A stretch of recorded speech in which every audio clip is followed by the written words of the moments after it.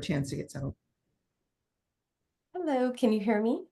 Yeah, we've got you loud and clear. Fantastic. Cool. I will start letting people in, and then I've got like a little intro, and then we will kick off.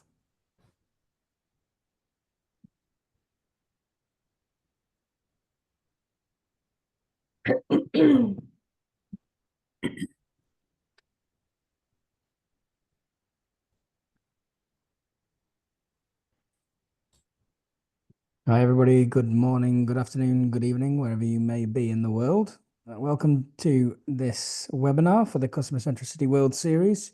Got a great session for you today with Sandra Fornasier, who was the winner of the CX Professional of the Year for this year, which is an incredible feat. Those of you who don't know, that's a judges only nomination. So we had 155 plus, I think we ended up with 160 something judges this past year. And all of those judges nominated a CX professional that they thought was outstanding and doing amazing work. And from those, we got lots of nominations. 10 went to the finals, and Sandra was our winner. So today, Sandra is going to share a little bit of her insight of why that's the case, and help some of you as well on your journey to help make the lives better for your customers. We also have Diane Magers as well, who needs no introduction, of course. We all know Diane and love Diane. So welcome to the this webinar.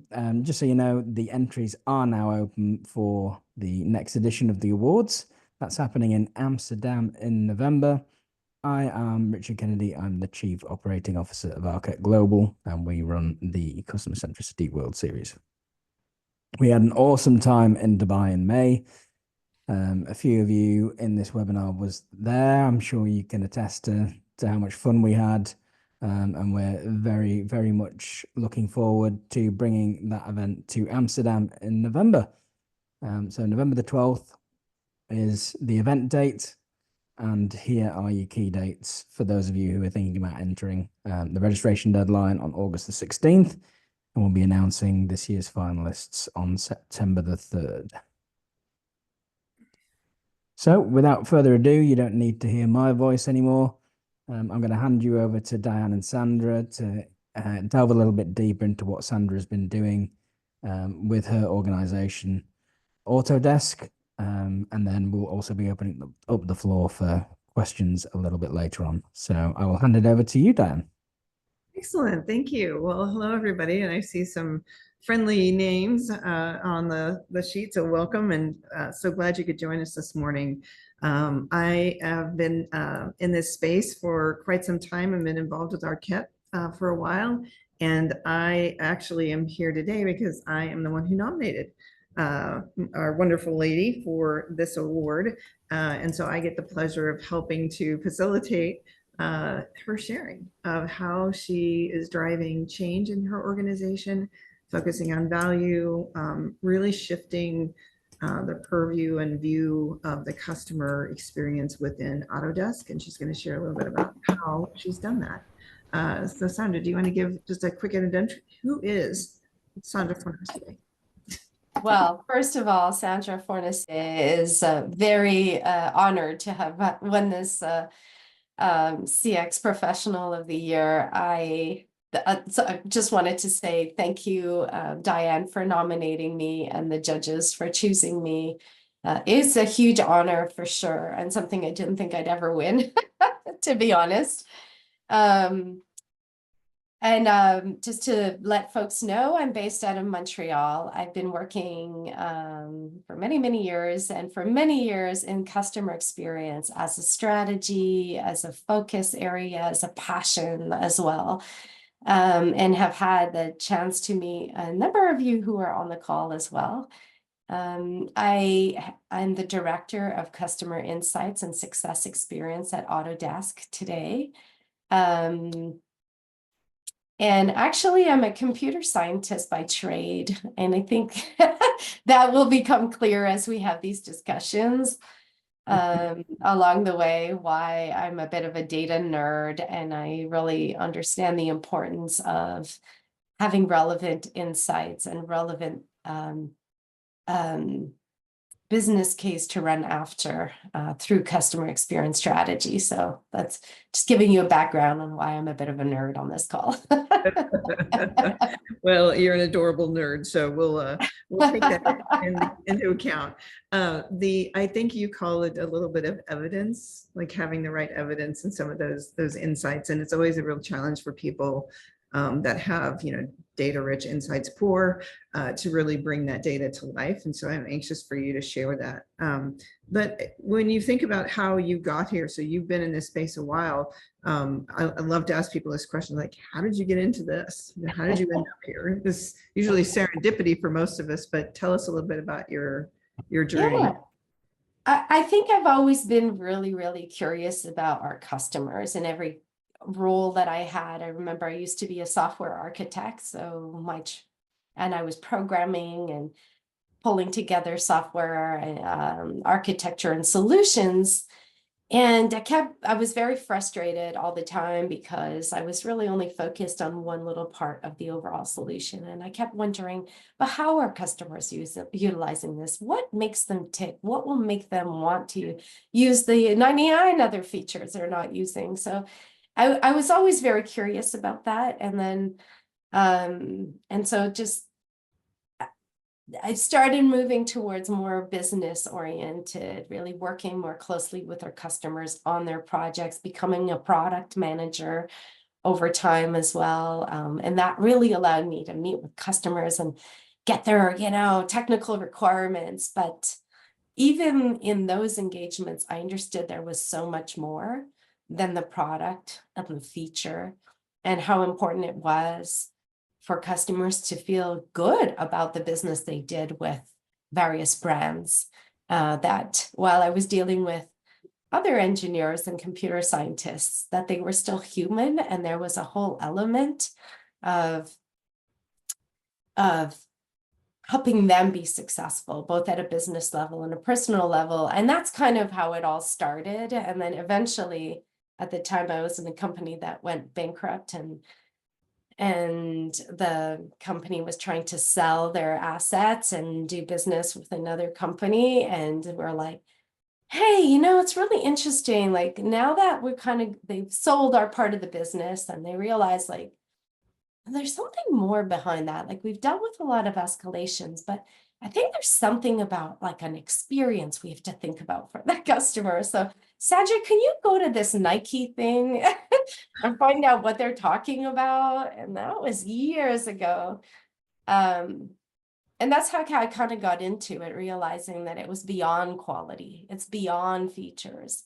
It's the overall envelope, and became a very interesting problem to solve, or to understand, if nothing else. So that's how I kind of got into the whole experience piece. And then I discovered the CXPA. I discovered a number of different groups out there where there were other professionals who were in the same very nascent, especially around B2B world, which is so complicated because you've got so many people involved in the decision making, and so many different players at the table with different KPIs within their organization. And that's kind of how I got started, Diane. Yeah, we all have that journey, and it varies for everybody. But it's like, I think when one time you shared that when you discovered kind of what it was, when the light bulbs went on, it was like, this is what I was meant to do. Yeah. This is how I want to continue to think and help a business to grow. The other thing that I wanted to point out too, I remember the quote that you talked about when you talked about customer value, and it was, what's on the customer scorecard for us? How do they judge that value of what we bring to them and how we help them achieve their goals? So I thought that was a great way to think about, we call it the value chain. It sounds really aesthetic, but it was more about, you were going to all the different decision makers and kind of pulling out from them what their goals were and how you were fitting in. So I think that value story we'll talk more about. But I think for Autodesk, at least when you've come in and build this practice, talk to me a little bit about when you got started at Autodesk. What was it like there? What was your vision and your dream for where it could be? Give us a little flavor for what you kind of walked into when you started. Yeah, and I was lucky in that I was coming in already experienced. So I kind of understood what it took to be successful as a company, to focus really on customer experience. So and it's no secret, Autodesk was, moving from desktop applications to cloud applications, from not really knowing who our users are to really being able to identify users and really provide better user insights. But it was a whole new way of thinking. We had to get out of the whole "if we build it, they will come" approach to, oh, we got to build it, but here's all other people are building it too. What is that lasting memory we want our customers to have when they're engaging with the company and our products and our services? So customer success was also quite young within the company when I joined. And at the beginning, I got the usual like, oh, we should really listen and like wanted to send out some surveys, but I knew better than to say just blanket yes. Absolutely not. We're not doing this if we're not going to be set up to take action around that listening, because we know how badly it goes when you just become the black hole of feedback and there's no action against it. So I was quickly able to kind of push back and say, well, what will it take for us to put a full structure in place? Because if we do one without the other, we're adding to the problem. And that was really exciting. But I'm very much also on the page that like every organization, every department, I work with incredibly intelligent leaders across the organization. They know how to run their business. They're running their business. They're looking at their KPIs. They're driving towards the best possible service they can deliver, or product or feature. But those are not the hard problems to solve, right? People know how to run a tech support team. People know how to run a product development team. It's the complexities in between where it all falls apart sometimes, because each of those leaders will have a different idea of what success looks like. So two things really has been really fun with this company, in that I knew we have to prove our homework. Like, we have to show that it's not my opinion and it's not a gut feel from the customer experience team or the voice of the customer team, that we have strong business case behind our insights. So one thing I've really been very adamant about is, if there's no business case for it, we shouldn't be doing it. And maybe it's a good idea for the long run. And the time will come. The time will come where that idea will have fully proven itself, and we'll have a business case behind it, and we'll understand the impact it could have on the business. But if customer insights and customer experience strategy cannot help our company achieve its business goals, then we shouldn't be focusing on those things. And I have, again, even my C-suite, like I had to show them my homework. They were like, my CEO has too many PhDs to talk of. So I had to show him that we had statistical relevance, that we had weighted responses, that we had business cases behind those insights, before I knew that I could have them trust our insights. And once we got over that, it got easier for us to say, look, come this way, because this way is connected to statistical evidence and it's connected to a business case. And so when we say invest, they're willing to invest in those areas. And that was huge for us. We're lucky. Also, I'll admit that we've got a lot of voice of the customer coming in. Our customers are passionate about providing feedback. But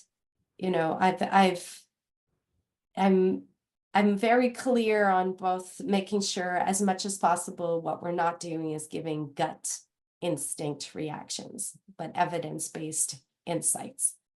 And then I think what that gave us is then the power to grow a team beyond just the listening. We have an action management team that really works very closely cross-functionally, because the hard problems are always the ones where there's a lot of well-intended people, but they're designing towards their own KPIs and not necessarily connecting all those roadmaps towards the vision. So we work together with them. And then some folks still need some help around doing human design, human-centered design. So we're very good at fixing processes, but does that process fix really deliver the kind of experience and long-lasting emotional connectivity we want our customers to have? So I've got a team that helps organizations as well towards human-centered design. And so it's been very exciting, Diane, yes. And it's definitely about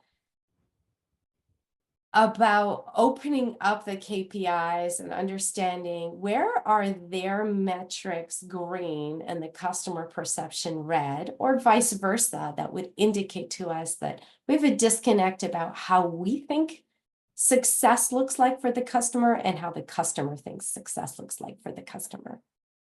And that kind of stimulated that whole, we really need to understand better about what they consider to be valuable, not what we consider to be valuable, to balance those two things. Yes. That awesome. Thanks for that. One of the things that you mentioned, this has been several weeks ago, but you talked about this kind of system of insights. So you really were alluding to the systematic way, systems thinking, I guess it would be.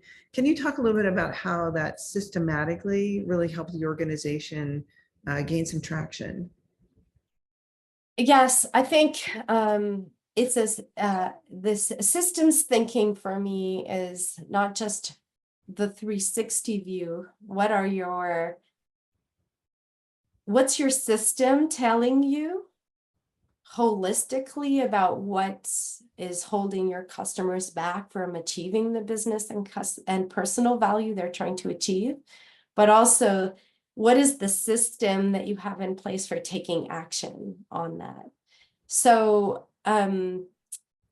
one of the things that we've developed over time has been a very strong, and I'd love to take all the credit, but a lot of the credit is from our organizational leaders who are open and minded and who want to really be told to be open to my baby's ugly and I probably need to do something about certain parts of that. Like there's lipstick missing here and there's some earrings there that need to be added on or whatever.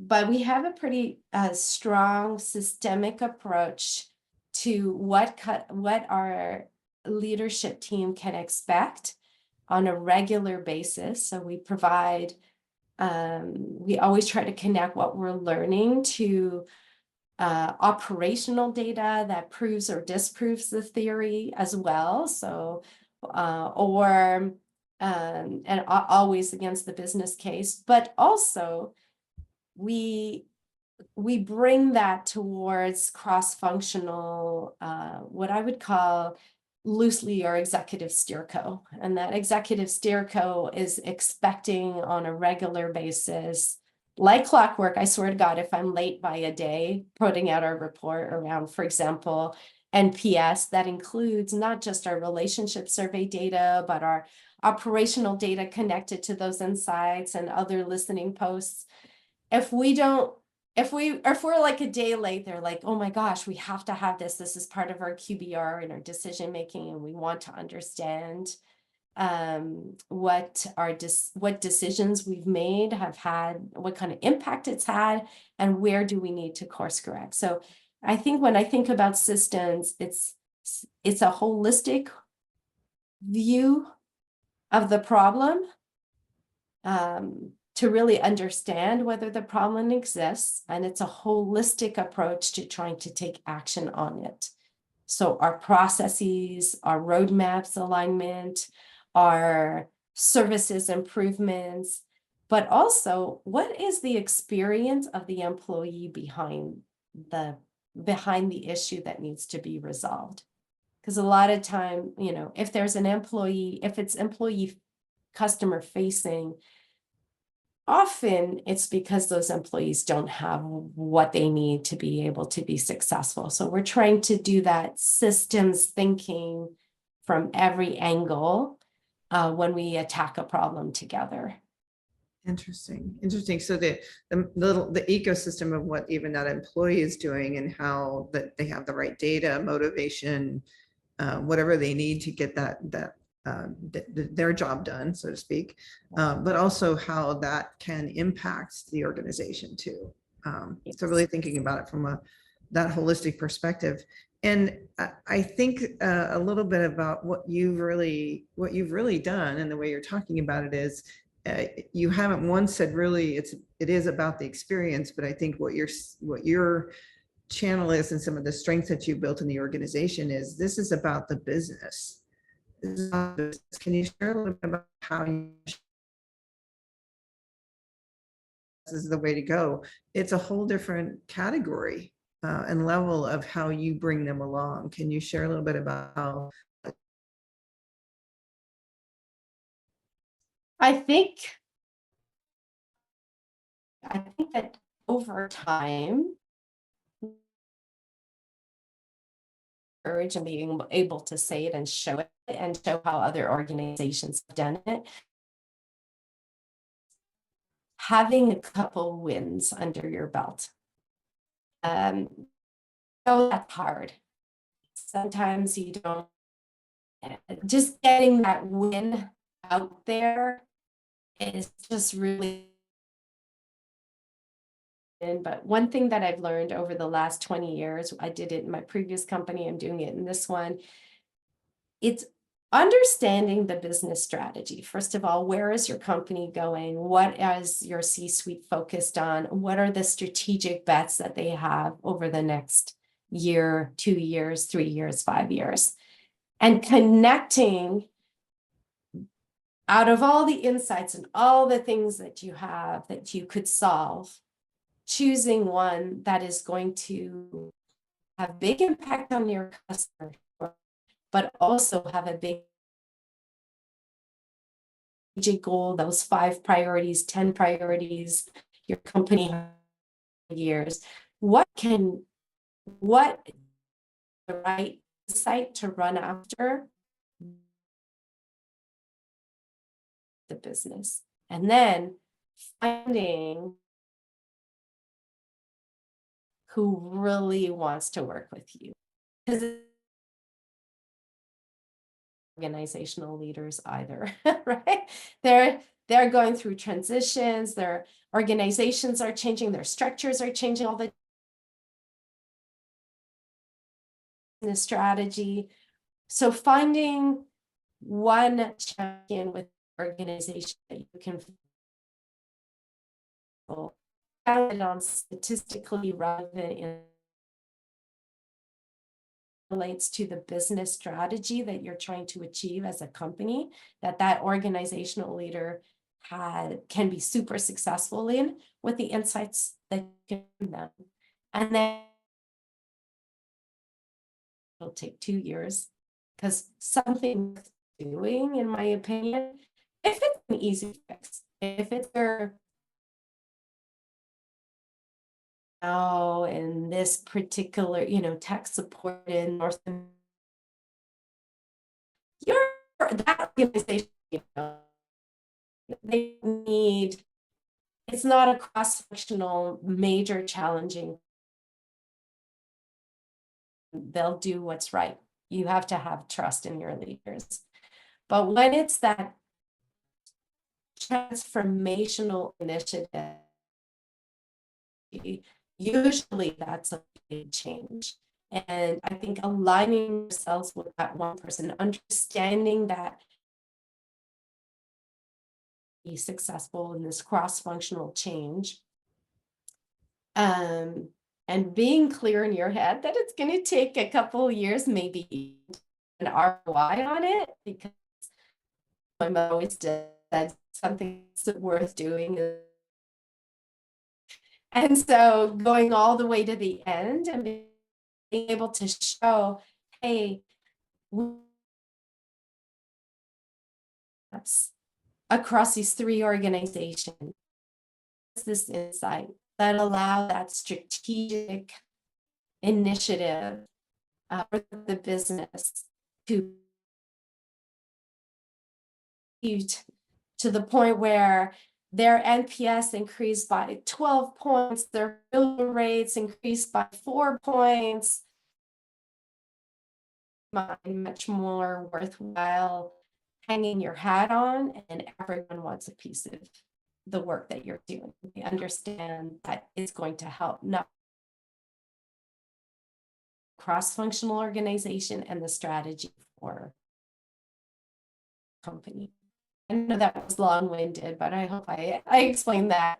Yeah, I think it's the approach of instead of a Band-Aid solution, you're having trust in the organization and still that really need the hand holding and the glue, the glue, or the mortar between the bricks. You all hear me say that a lot. That's where it was important. But one of the most important things you said was we knew the business case going, so we knew end goal was going to be, rather than find what that future experience needed to look like, backed by the data and backed by the business case. So who could argue with, we need to go do this. This is how it's going to be. I want to talk too, though, with your users, like, you want to try them to go do a dribbled in a little bit of, I think one of the foundations of your practice, and that is enabling the organization. You talked about design, you talked about, truly getting,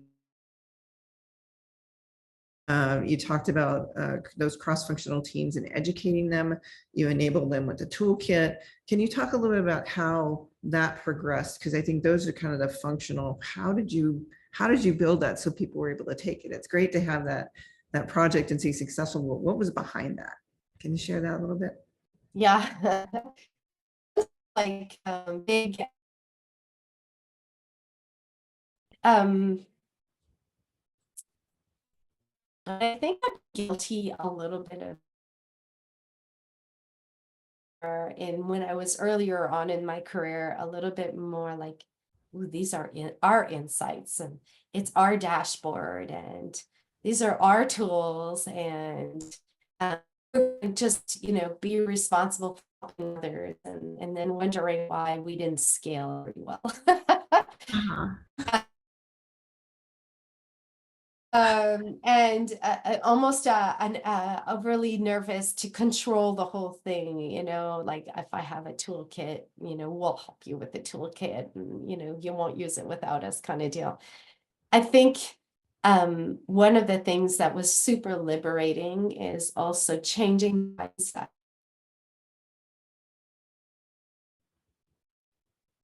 Education about what human-centered design, then naturally people were going to use these tools, these insights, these dashboards. I know it sounds silly, but I know I'm not the only practitioner who's kind of jealously guarding this gold and then wondering why the whole company wasn't like kind of like butterfly. We were still in moth or the caterpillar stage. So a couple things we did. We really championed for insights to be shared across the organization. And that was difficult in the past. You know that the customer in nature, their benchmarks that could be used in a number of different ways. It's kind of helping the rest of the leadership team understand that it wasn't enough for the executives to know that these are the areas we need to. We wanted every employee to make the right decisions along the way for themselves, that 15,000-person company, that you needed to get those insights into their head with things like doing better onboarding is where we actually exposed, like, here's some of the challenges. So when you go on your new job, know that this is the strategy the company is doing, and this is where we're not providing that into our channel partners. Dashboards and reports that we've slowly been. So that was one piece. Really, it was educating, knowing we didn't have all the, but we definitely had the insights that we could empower others to do. The second thing was, okay, now that I gave you the insights, what experience design are you, like, how are you going to take action on this? So we work really closely actually with Diane to create experience design toolkits. So a bunch of computer science engineers and architects and so forth in my company. We always, here's your insight, here's your thought, here's what's working. Answer way too quickly. And we got on getting those tools, started using them and realizing that they didn't have the answer because they,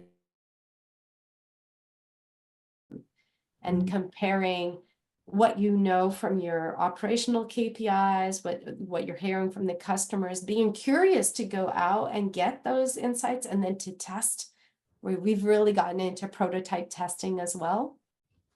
So the point was, it was slowly insights, and then you like those insights, what are you going to do about them? Oh, here's some toolkits that would help you. And by the way, I have a good design team in action. But that slow leak that's been getting out there, that's changing the culture. I'm working really closely with PPL, our HR folks as well. I mean, I'm looking now and trust, or measuring trust in a whole other way. And guess, put those trust metrics.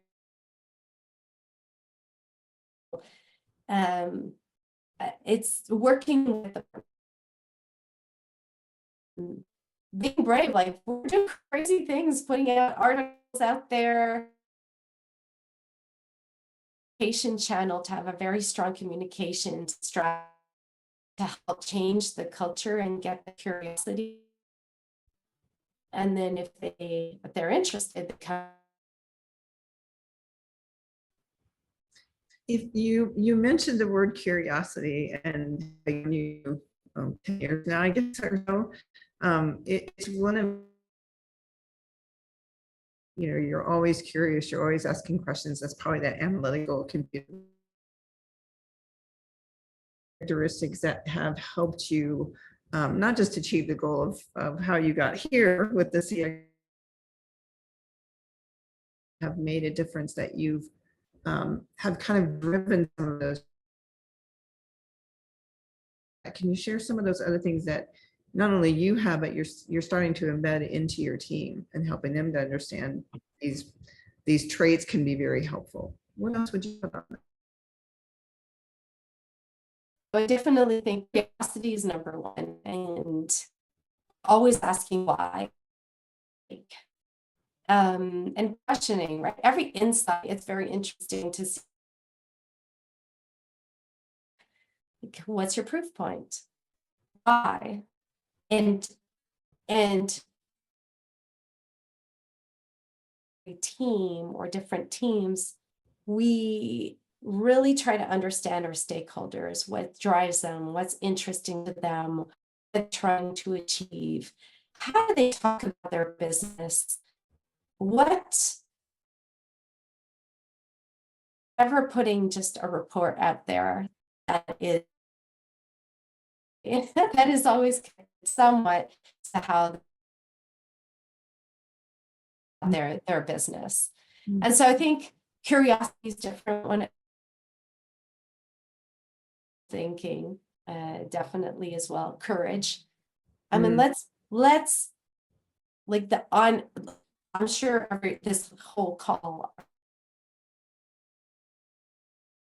let's be honest, it's a hard job. And it takes a lot of courage to also question whether what you're doing, and not just to challenge the way the organization is thinking, challenge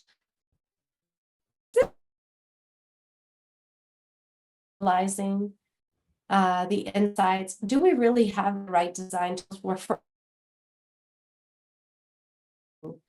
One of the things that I think we've done really well in the last years, we've invested system of our architecture for analyzing and listening and going well beyond. How do we eliminate the surveys? That's always my to listening in an unstructured way where our customers already are. How do we tap into the knowledge of the customer facing team and how they are trying to tackle challenges either in the sale or the post sales? Why is marketing still only talking about marketing new things? Why aren't they marketing for customer lifetime value? Why aren't they marketing for those people? Part of it also is rethinking constantly and being really engaged with other practitioners. Why did you apply for Autodesk to win an award? Why are you writing articles about experience? And the more I share, the more others will share with me. I all sorts of fantastic ideas that they've tried out, I've never tried out, and constantly reach out beyond the confines of our own company and talk to practitioners to understand what's new, what's coming. The big new thing is, right? How do in our design, how do we design to take advantage of AI to lead us on the garden path way where we know it's going to have like improvement in the services? Always about being open-minded. And just like everything else that you've done, bringing that into what's this going to do for the organization, how can we do that's going to help them create that value. It just becomes a machine that you kind of created in the engine of how things come in with questions, and then you're able to have a process. Well, if you think about what's next, what are we have to catch that ball right? What about you? What are the things that you desire and you think about for this next year? Yeah, I mean, I'm continuous to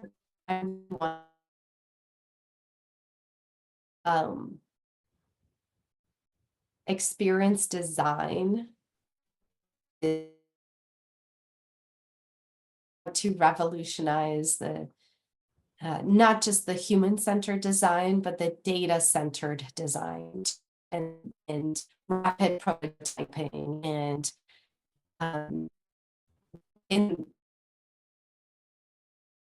stop doing the big unveil, but we're actually engaging our customers in the design. So that whole co-creation is very important. And we were tackling some very tough end-to-end pieces.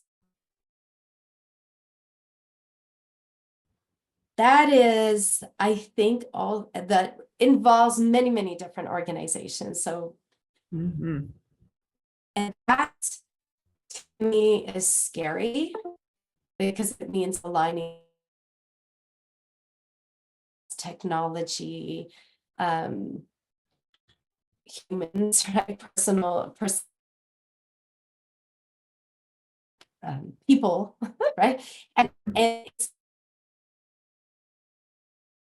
end-to-end experiences. And I think that's going to be the best way aligning an entire, like almost the entire organization, because some of the things when you think about end-to-end organizations along the way involves our IT, ESC, engineering departments, our customer facing teams. And I think that's how you really revolutionize like experience focus. Really, that's how you do it, by showing and telling and working with them to get there. And it's very forcing people together that have never worked together before, and a concerted way to an intended vision. What I'm trying to do this year is to get out even further zone and have people thinking. I love the questions. I was just reflecting that last week we put out cross-functional experience design we're doing. We like, here's the future state. No future state. Here's the outcomes we're trying to reach with this new experience. People are like, oh, you haven't picked the technology. You haven't people who are, you haven't picked like 500 pieces of, feedback. Were involved in helping us create this future state. And everyone was a little bit nervous because we put out the future state vision of this experience. They were discombobulated. What technology are we building this, and for which customer set? It's kind of funny, but and say that, and I'm like, no, that's exactly what we need to do. We need to get people being uncomfortable in. It's not just products that have future experiences around them. That's exciting. Getting people riled up and confused. Exciting. And, Yes. and being able to say, like, look, we're going to do this over and over again, and then people will get it. It's okay. That's and not journey management itself, but journey management as a way of working. So if we could see journeys as understanding of that future state and the current state and the gaps that exist and the projects that are in flux to try to close them, and a way of utilizing journey management as a discussion and as a way of working and connecting all the freaking projects we have across the organization to, that will be huge. So getting people to start using as reference is the second thing. And those two are connected, complex and do, and layering the journey management, the way we work to make that future vision accessible and live over the next couple of years is my next big thing. Like, I just think that's, I get off on thinking, how do we help the company change its culture and thinking by. Yeah, that's amazing. With the end in mind, to say this is what, if people get disrupted a little bit, like gears are grinding in their head, possibly do that. And it's like, yeah, we probably could. But the ability to discover and kind of tear it apart and really figure out, how do we do that? And what are we doing this now? But that really molds how do we align all those things together? So I love that definition of that's one of the best one I've heard in a while. We have not even, and I want to give the audience here, our practitioners who are most of them very seasoned, the ones that I know, who are probably looking for what's next and how to do that. So who winning practitioner, I'm going to open it up. If you have questions for Sandra, we'll let her. Are there questions that you want to pose from the audience? I think we've got one in the chat from Tim. Excellent. Tim's asking us, do you think that C-suite's fear of looking bad in front of their peers is a reason for slow adoption? Example, don't show them what I'm not doing, I cannot be criticized. I do think sometimes that can come in light for sure. I think that I've taken the approach of also making sure that what we're putting out there is aligned with transformation for business. If it's just that one piece that needs to be fixed by that one organization, hyper focus on that, because I know I'm providing that leader and that they'll take action on it, and then I'm make sure to celebrate. Like, I think that's one other big thing, which I'm forever learning every time I walk in, and they're like, what should we celebrate today? Because there are, I think,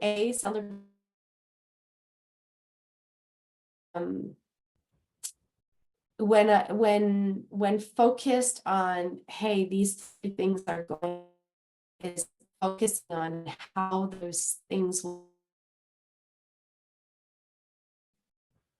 And then people are much more open to it.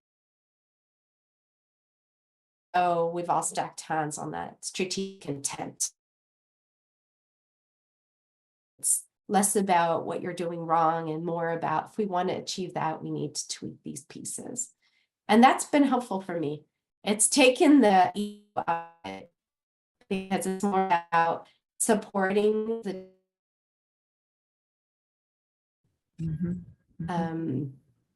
I also have hide behind the fact that the customers have said it and it's not my opinion.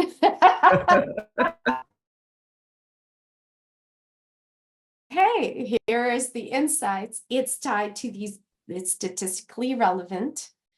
It's tied to the market side of your business. Have business case behind on the table, or the impact we're having on those customers being achieved. That's been helpful.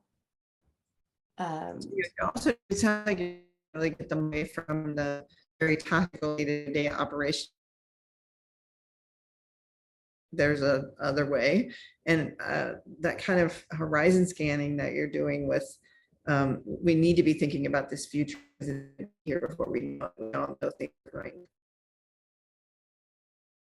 And companies that are very agile, so helping to accelerate that a little bit by saying, here's the future state.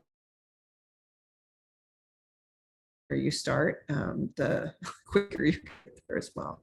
So I love the disruption. I think that's a little, and maybe for the people listening, what are the, for me, it's you are always looking to disrupt what it is and kind of taking a different lens of like, oh, here's a problem, go solve it. It's the data and the decision making that goes behind it and how you're bringing it to bear. Insights, what do insights really mean? I think people are always confused. If I ask somebody in an organization what's an insight, I'll get 10 different answers. So I think you're clear about that. And then the enablement of the teams to do the work. Once they have the light bulb come on, it's like, you putting a tool in their hand to say, okay, now that you get it, here's a way that the how you go do it. Because I think that's where people get a little lost too.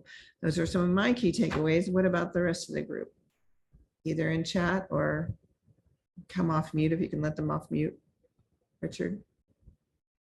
Craig says, consider to be other than asking all. That's So a superpower. that is a superpower. I think it's something a lot of like, okay, I'm thinking about this. I think a superpower, I don't know, it's a tough one. So I think one of them, I think it's courage, but not just the courage to challenge, but the courage to challenge myself also. I'm willing to really ask the question, is this the right time? Is this the right time? Should I back off of it? Should I not back off of it? Also really trying to connect with the senior leaders, whether it's the, our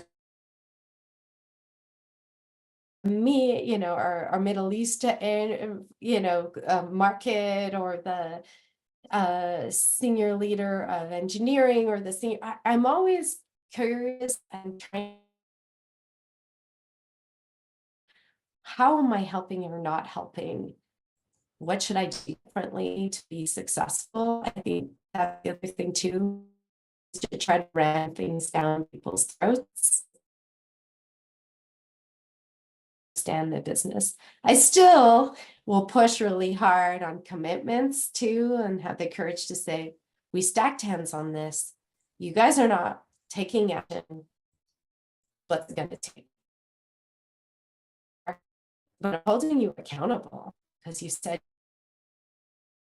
you have it, you committed, and you're not there. So what's it going to take? I think courage is one. Excellent. Excellent. I just said asking more beautiful questions is one of your superpowers. Right next to that courage, because it takes a lot to bring up the questions that everybody knows in the room, hanging there like an elephant, and nobody kind of. What you're doing is taking a step further and being disruptive with those questions too, on purpose. Yeah. People kind of shift it out. Do I get them shifted out by asking questions and having them introspect on it, not telling them what they need to do? So yes, definitely a superpower. We're gonna wrap. Where can you find more of your that you're publishing as an organization? Where can I've been doing a lot of these webinars and trying to post when there are articles and blogs that come out. I'm not like so eloquent, and I'm not a fantastic writer, so I try to contribute to any research folks come to us out of contributing to research as well. I was super excited about contributing to the experience rules book and case studies. So